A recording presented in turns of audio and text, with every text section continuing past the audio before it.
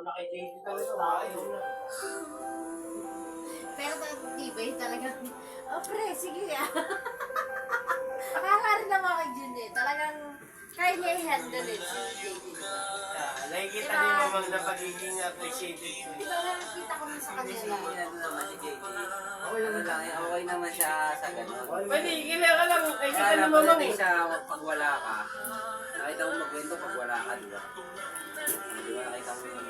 Huwag na Yung lang. mamang, Kung ano yung sabi niya dun sa tao niyang bago, di ba? Hindi, ito kasi sinasakay niya lang. Ayun niya. Ayan, diyan magaling si Jun. Eh kaso nga lang, pagdating ng pagwala si Gina, wala si Jun, wala yung tao.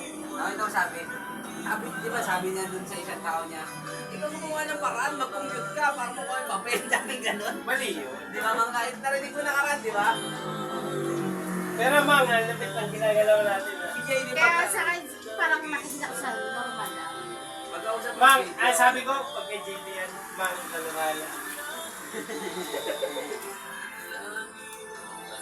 Hindi ko, hindi pares, kupal sa kupal.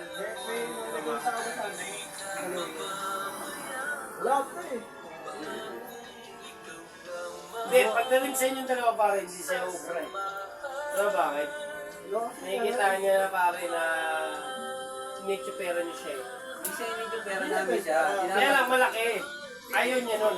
Hindi, paano naman siyempre, papatakboy ko yung Correct. yung tropa ko na Tama. walang Tama. kikitain yun. Correct pare. Kasi yung papel niya, binibigay ko sa tropa ko. Kaya ginagawa ko pare,